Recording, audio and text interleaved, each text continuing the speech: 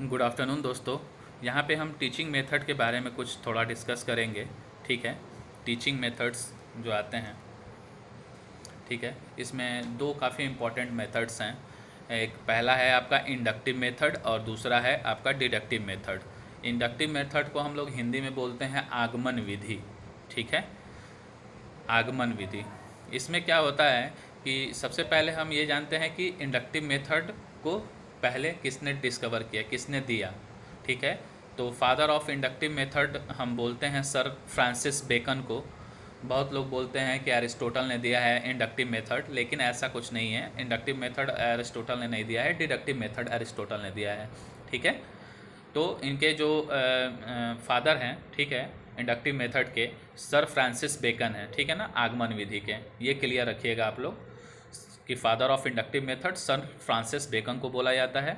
और inductive method का जो सबसे अच्छा कॉन्सेप्ट ये है कि इसमें पहले हम लोग एग्ज़ाम्पल देते हैं।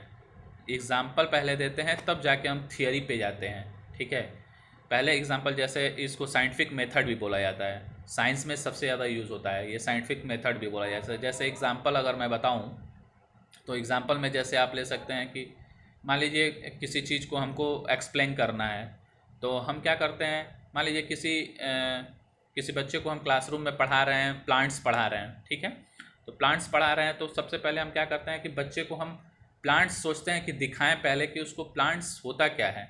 तो पहले उसको हम बाहर से कोई एक छोटा सा पौधा तोड़ के लेके आते हैं, सैपलिंग जिसको बोलते हैं। उसको लेके आएंगे और बच्चे को दिखाते हैं। बच्चे को दिखाते हैं उसको, फिर उसको दिखा के, यानी एग्ज़ाम्पल पहले हम उसको देते हैं। ठीक है, पहले उसको एग्ज़ाम्पल दे के दिखाते हैं कि ये प्लांट है। ठीक है, इसमें रूट्स होता है, लीव्स होती है। ठीक है, और ब्रांचेस दिखाते हैं। ठीक है, ये सारी चीज़ें हम उसको दिखाते हैं। यानी पहले हम उसको एग्ज़ाम्पल देते हैं, फिर उसके बाद हम टॉपिक पे जाते हैं या थियरी बताते हैं। अब फिर उसके बाद हम थियरी पे जाएंगे कि प्लांट्स क्या होते हैं, प्लांट्स में न्यूट्रिशन कैसे होता है, फोटोसिंथेसिस की प्रोसेस क्या होती है, स्टोमेटा क्या होता है, ये सारी चीज़ें हम उसको बाद में एक्सप्लेन करते हैं। यानी पहले हम उसको एग्ज़ाम्पल देते हैं, एग्ज़ाम्पल के बाद हम जाते हैं किस चीज़ पे, थियरी पे जाते हैं। ठीक है, तो ये हमारा इंडक्टिव मेथड होता है, इसको साइंटिफिक मेथड भी कहते हैं। ठीक है, सबसे ज़्यादा साइंस में यूज़ होता है, क्योंकि बच्चे जो होते हैं, साइंस वाले जो ज़्यादा स्टूडेंट होते हैं, वो क्या करते हैं, इंडक्टिव मेथड का ज़्यादा यूज़ करते हैं। वो पहले सारी चीज़ों को ऑब्ज़र्व करते हैं, देखते हैं। ठीक है, प्रैक्टिकली हर चीज़ को करते हैं। जैसे और भी किसी उसमें चले जाएं, साइंस के पार्ट में, जैसे बॉटनी है, जूलॉजी है। तो जूलॉजी में हम लोग क्या करते हैं कि पहले हम लोग कोई भी एनिमल होता है उसको हम देखते हैं, फिर देख के सोचते हैं कि ये कैसे सांस लेता होगा, कैसे सर्वाइव करता होगा, कैसे इसमें रिस्पायरेशन की प्रोसेस होती होगी, कैसे एक्सक्रीशन की प्रोसेस होती होगी, कैसे ब्लड सर्कुलेशन की प्रोसेस होती होगी, नर्वस सिस्टम इसका कैसे काम करता होगा। तो ये सब चीज़ हम देखने के लिए सबसे पहले क्या करते हैं कि जो एनिमल होता है उसको हम पहले डिसेक्ट करते हैं। ठीक है, तो डिसेक्ट करने का मतलब कि उसको हम चीरते फाड़ते हैं, फिर उसका जो अंदर का प्रोसेस होता है उसके बारे में हम लोग क्या करते हैं, अध्ययन करते हैं। ठीक है, स्टडी करते हैं। ठीक है, तो यही एग्जाम्पल मेथड होता है। तो साइंस में ज़्यादातर क्या होता है कि इंडक्टिव मेथड का यूज़ किया जाता है। ठीक है, इसी वजह से इसको साइंटिफिक मेथड भी बोला जाता है। चलिए अब हम दूसरे टीचिंग मेथड पे आते हैं, डिडक्टिव टीचिंग मेथड। इसको हम हिंदी में बोलते हैं निगमन विधि। ठीक है, निगमन मतलब नियम से क्या करते हैं, हम एग्जाम्पल की तरफ जाते हैं, और आगमन में क्या करते हैं, एग्जाम्पल से नियम की तरफ जाते हैं। ये दोनों एक दूसरे के वाइस वर्सा होते हैं। ठीक है, कॉम्प्लीमेंट्री होते हैं। तो अब इसको हम क्या करते हैं, ये डिडक्टिव मेथड के जो फादर ऑफ डिडक्टिव मेथड्स हैं, उनको ये कौन है, अरिस्टोटल है। हिंदी में हम इनको अरस्तु बोलते हैं। बहुत लोगों को कन्फ्यूज़न होता है, अरस्तु दूसरे हैं और अरिस्टोटल किसी और का नाम है। ऐसा कुछ नहीं है, अरिस्टोटल इंग्लिश में बोलते हैं, हिंदी में हम इनको अरस्तु बोलते हैं। ठीक है, इसी वजह से मैं यहाँ पे आप लोग को दिखाया हूँ। ठीक है, यहाँ पे आप लोग देख सकते हैं, यहाँ पे अरिस्टोटल लिखा हुआ है, यहाँ अरस्तु लिखा हुआ है। ठीक है, तो ये होते हैं। ठीक है, ये निगमन विधि है, यानी डिडक्टिव मेथड इसको इंग्लिश में बोलते हैं। और इसका प्रोसेस क्या होता है, ये हम थियरी से एग्जाम्पल की तरफ जाते हैं। यहाँ पे आप देख रहे हैं, जैसे मैथ में हम लोग ज्योमेट्री का यूज करते हैं। मान लीजिए ज्योमेट्री के बारे में हमको पढ़ाना हो, तो हम पहले क्या करते हैं, हम पहले थियरी पढ़ाते हैं, ना कि हम पहले एंगल और ट्राइंगल ऐसे सब बहुत सारी चीज़ें बना के दिखाते हैं। तो वो कहेगा कि ये क्या है, ऐसे क्यों बना है, 3 लाइन क्यों है, 4 लाइन क्यों है, ऐसे करके क्वेश्चन पूछने लगेगा। तो हम पहले क्या करते हैं, हम पहले थियरी पढ़ाते हैं बच्चों को।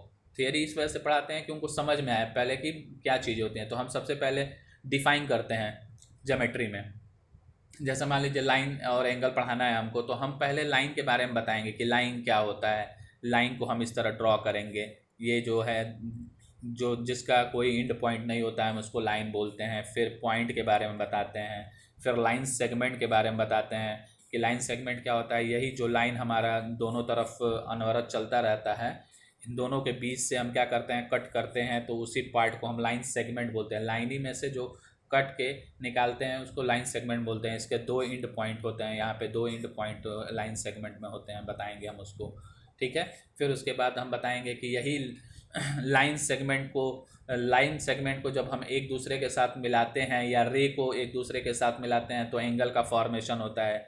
जैसे एक ये हमारा क्या हो गया, लाइन सेगमेंट हो गया, दूसरा लाइन सेगमेंट यहाँ हो गया, तीसरा लाइन सेगमेंट यहाँ पे हो गया। तो जो ये जहाँ मिलता है हम उसको वर्टेक्स बोलते हैं, इसको वर्टेक्स बोलते हैं, ठीक है। तो ये तीनों मिला तो यहाँ पे एक एंगल बन रहा है, एक यहाँ पे एंगल बन रहा है, एक यहाँ पे एंगल बन रहा है। तो ऐसे हम पहले क्या करते हैं, बच्चे को थियरी पढ़ाते हैं। थियरी पढ़ा देते हैं पूरा, लाइन सेगमेंट, पॉइंट, फिर उसके बाद रे क्या होता है, ये सारी चीज़ें जब हम बता देते हैं तब जाके उसको हम एग्ज़ाम्पल दे के बताते हैं कि देखो बेटा ये ट्राइंगल है, ऐसे ट्राइंगल बनाते हैं और इसमें ये एक लाइन और एक ये लाइन मिलके एक एंगल का फॉर्मेशन कर रहे हैं, ठीक है। ऐसे करके हम उसको एक्सप्लेन करते हैं, ठीक है। तो ये हमारा इंडक्टिव और डिडक्टिव मेथड हुआ, ठीक है।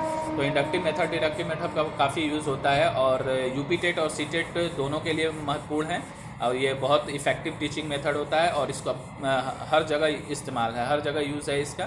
तो आप लोग इसको देख लीजिए अच्छे से, इसका कॉन्सेप्ट क्लियर कर लीजिए, ठीक है। मैं एक बार फिर से रिवीजन थोड़ा सा कर देता हूँ हल्का फुल्का। टीचिंग मेथड है ये, इंडक्टिव मेथड है। इंडक्टिव मेथड के फादर कौन है, सर फ्रांसिस बेकन है। इन्होंने सबसे पहली बार इंडक्टिव मेथड के बारे में बताया था, जिसको हिंदी में आगमन विधि कहते हैं। ये क्या होता है, ये एग्जाम्पल पहले दिया जाता है इसमें और बाद में हमको थियोरी पढ़ाया जाता है। यानी पहले हम एग्जाम्पल देते हैं बच्चों को, बाद में थियोरी की तरफ ले जाते हैं, ठीक है। इसमें ये होता है स्पेशली हमारा जो आगमन विधि होता है ये विशिष्ट से सामान्य की तरफ होता है, ठीक है। इसमें जो शिक्षण सूत्र होता है वो क्या करते हैं, विशिष्ट से सामान्य की तरफ होता है, मूर्त से अमूर्त की तरफ होता है, प्रत्यक्ष से प्रमाण की तरफ होता है। मूर्त से अमूर्त कहने का मतलब है, मूर्त मतलब ये होता है जो हमारे सामने जो चीज़ें हैं उसको हम देखते हैं उसको मूर्त बोलते हैं, और जो नहीं दिखाई दे रहा है जिसको हम इमेजिन करते हैं उसको अमूर्त बोलते हैं, ठीक है। तो ये मूर्त से अमूर्त की तरफ लेके जाता है। यानी हम पहले क्या करते हैं, एग्जाम्पल बताएंगे, बच्चे को दिखाएंगे तभी तो वो समझेगा। तो बच्चे को पहले एग्जाम्पल देते हैं तो वो देखता है, यानी मूर्त रूप में वो किसी चीज़ को क्या करता है, सामने देखता है। बाद में जब उसको देख लेता है, समझ लेता है, तो वो उसके ऊपर क्या कर सकता है, चिंतन कर सकता है, ठीक है। यानी अमूर्त क्रियाएं कर सकता है, अमूर्त चिंतन कर सकता है, ठीक है। तो ये हमारा इंडक्टिव मेथड होता है, इसको साइंटिफिक मेथड भी बोलते हैं, मैंने बताया अभी थोड़ी देर पहले, ठीक है। फिर दूसरे पे आते हैं डिडक्टिव मेथड। डिडक्टिव मेथड को हम निगमन विधि बोलते हैं। निगमन में आप जाएंगे, नी से क्या होता है, नियम, ठीक है ना। तो हमेशा ये याद रखेंगे निगमन विधि क्या होता है, नियम से क्या होता है, हम एग्जाम्पल की तरफ जाते हैं, यानी उसके पास जाते हैं, एग्जाम्पल की तरफ जाते हैं, थियरी से एग्जाम्पल की तरफ जाते हैं, ठीक है। जैसे मैथ में मैंने अभी आपको एक्सप्लेन किया। इसके कौन है फादर ऑफ डिडक्टिव मेथड किसको कहा जाता है, एरिस्टोटल को बोला जाता है इंग्लिश में, और हिंदी में अरस्तु बोला जाता है, ठीक है। इतना आप लोग को क्लियर होगा। आई होप आप लोग को समझ में आया होगा। अगर आप लोग को टीचिंग मेथड समझ में आ रहा है, मेरी भी अगर इफेक्टिव लग रहा है, तो आप लोग लाइक शेयर और सब्सक्राइब कर सकते हैं चैनल को, ठीक है।